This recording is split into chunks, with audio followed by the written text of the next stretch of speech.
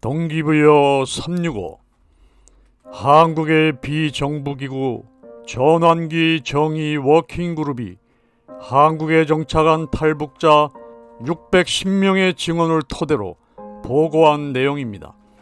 북한의 모든 공개 처형 직전에는 현장에서 약식 재판이 열렸고 변호인 없이 혐의와 판결이 낭독됩니다.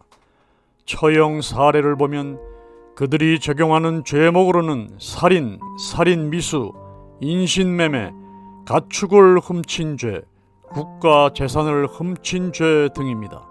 그러나 정당한 재판이 없기 때문에 피고가 어떤 죄를 지었는지는 알 수가 없습니다. 공개 처형이 이루어지는 곳은 강가, 공터, 시장 등입니다. 정의 워킹그룹 이영환 대표는 기록하지 않은 사건들은 시간이 지나면 사라지게 된다며 이렇게 말하고 있습니다.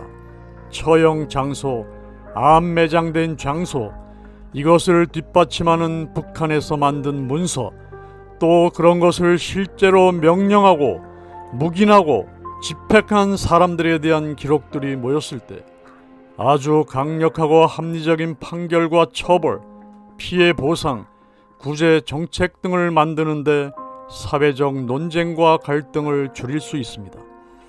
또한 응답자의 83%는 공개 처형을 직접 목격했고 53%는 한 번 이상 공개 처형을 강제로 보게 됐다고 했습니다. 피고인들은 거의 죽은 상태로 처형장에 끌려 나왔고 입에 재갈이 물렸다고 증언했습니다. 북한의 사형이 그 무엇보다 반인륜적이라고 할 수밖에 없는 이유는 많은 대중이 참관하는 상태에서 공개 처형을 하기 때문입니다. 공개 처형은 보는 이들에게 극도의 공포감을 주게 됩니다. 국가의 통제에 따르지 않는 자에게는 죽음뿐이라는 강력한 메시지를 전달하고자 하는 것으로 추측됩니다. 북한의 사형 제도가 더욱 우려되는 부분은 공정하지 못한 사법 제도에 있습니다. 형사 사법 체계만 놓고 볼 때는 간결하고 명확한 모습을 보여주나 문제는 법에 상위하는 당의 존재인데 당의 영향력은 절대적입니다. 한 번은 김정은이 대동강 자라공장을 방문했습니다. 당시 김정은은 새끼 자라들이 죽어있는 것을 보고 야, 이 X야, 자라다 죽을 동안 뭐 했냐고 소리 지르자 지배인이 황급히 나서 전기가 없어 물을 끌어올 수 없고 사료가 공급되지 않고 있다고 하자 뭐라고 이 X야? 어디 이런 X가 다 있어?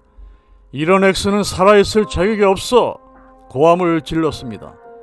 그러자 호위병들이 지배인을 질질 끌고 나갔고 김정은이 떠난 뒤 지배인은 즉각 총살되었습니다.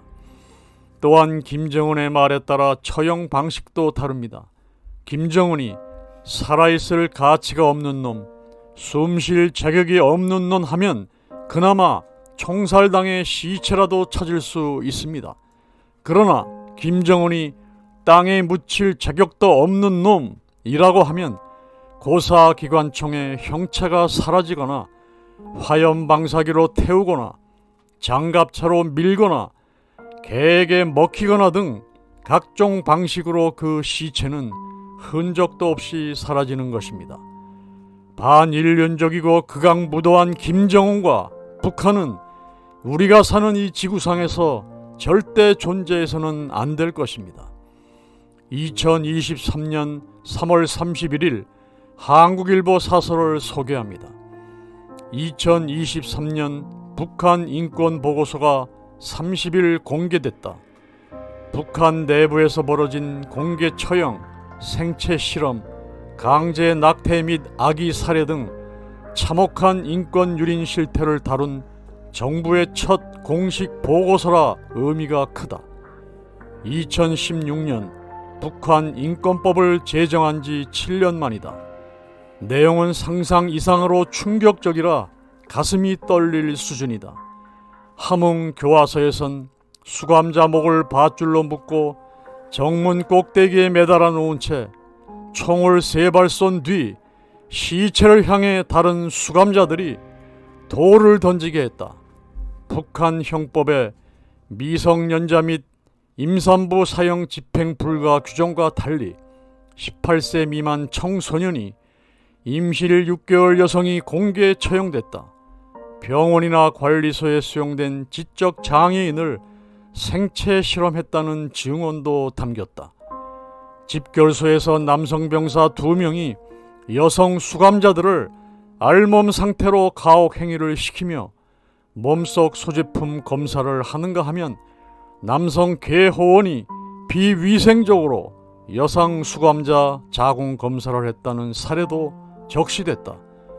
윤 대통령은 28일 북한 퍼주기는 중단하고 북한이 핵 개발을 추진하는 상황에서는 단돈 1원도 줄 수 없다고 통일부에 지시했다. 김정은 정권에 민감한 인권을 거론하고 나섬으로써 한반도 긴장은 계속 피할 수 없게 됐다. 북녘 동포들의 인권 문제만큼은 인류 보편적 가치로 우리 정부가 손 놓고 있을 수 없음을 북한은 직시해야 한다.